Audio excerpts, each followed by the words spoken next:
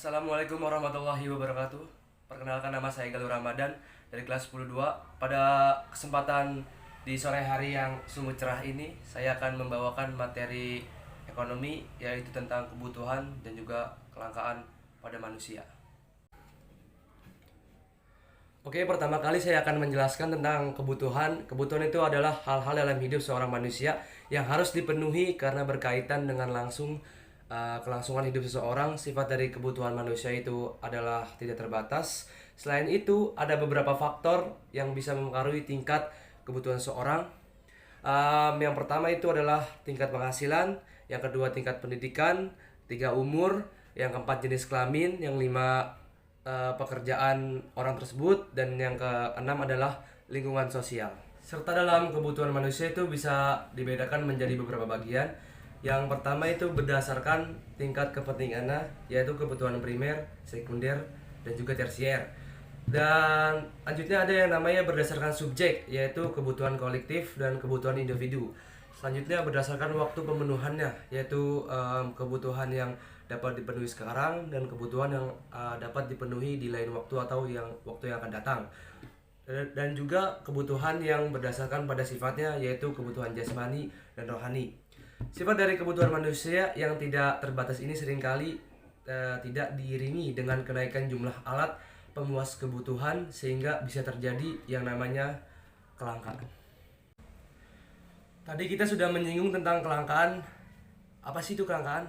Dan apa itu pengertian dari kelangkaan? Kelangkaan itu adalah salah satu masalah ekonomi yang merupakan adanya ketidakseimbangan di antara jumlah alat pemuas kebutuhan dengan kebutuhan manusia di suatu wilayah.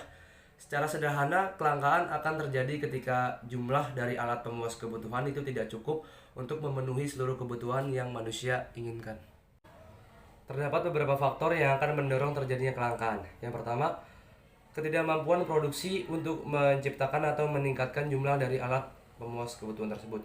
Mungkin itu karena barang-barang yang mereka beli untuk mereka produksi kembali itu harganya meningkat di pasaran, sehingga mereka tidak mampu untuk menciptakan produk tersebut atau meningkatkan produk tersebut. Yang kedua, adanya bencana alam yang melumpuhkan kegiatan produksi. Misalnya di suatu wilayah terdapat sebuah banjir, dan di mana wilayah yang terjadi banjir tersebut terdapat sebuah perusahaan, maka perusahaan tersebut secara nggak langsung akan meliburkan karyawan-karyawannya, karena akan berdampak langsung pada ekonomi perusahaan tersebut. Karena mungkin saja air yang menggenang ke dalam perusahaan yang mengakibatkan perusahaan tersebut gagal untuk melakukan produksi ke masyarakat. Yang ketiga, adanya fenomena sosial yang meningkatkan permintaan terhadap salah satu jenis alat pemuas kebutuhan secara drastis, seperti pandemi. Nah, pada masa pandemi yang lalu, tingkat kebutuhan kita sama-sama tinggi, yaitu masker. Itu juga karena dipengaruhi oleh pandemi atau virus yang terjadi dan menyebar di seluruh dunia, dan itu adalah kebutuhan yang wajib kita penuhi atau kebutuhan primer yang wajib banget, karena kebutuhan tersebut menyangkut aspek kehidupan kita, yaitu soal nyawa kita sendiri. Serta faktor kelangkaan yang terakhir itu adalah peningkatan jumlah penduduk.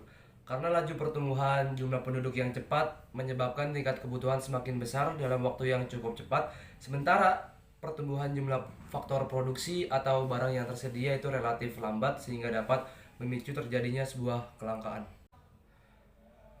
Terdapat pula dampak-dampak dari kelangkaan. Yang pertama, meningkatnya harga barang secara drastis. Dengan langkanya suatu barang, maka masyarakat juga akan beranggapan bahwa barang tersebut sangat diminati oleh masyarakat, yang mana membuat produsen akan meningkatkan harga pada barang yang langka tersebut. Yang kedua, meningkatkan angka kriminalitas. Dengan barang tersebut yang dianggap langka oleh masyarakat dan juga karena harga barang tersebut naik, maka para pencuri pun tidak segan-segan untuk mencuri barang tersebut untuk dijual kembali oleh mereka dengan harga yang relatif terjangkau daripada harga sebelumnya. Dan yang terakhir itu adalah meningkatkan angka kemiskinan. Dengan langkanya suatu barang, maka barang tersebut sangat diminati oleh para orang-orang kaya, karena barang tersebut mungkin saja bagus tapi harganya tinggi, yang menyebabkan orang-orang kaya pada terhasut atau nafsu untuk membeli barang tersebut, sehingga mereka lupa bahwa uang yang mereka miliki itu harus ditabung dengan sebaik-baiknya, bukan untuk membeli sebuah kebutuhan yang mungkin cuman buat kiasan saja atau pajangan di rumah, dan dengan nafsunya mereka untuk membeli barang langka tersebut akan menyebabkan kemiskinan juga kepada mereka, karena mereka membeli dengan hasrat yang sangat tinggi sekali sehingga mereka lupa untuk menabungkan uang tersebut untuk dipakai di lain waktu.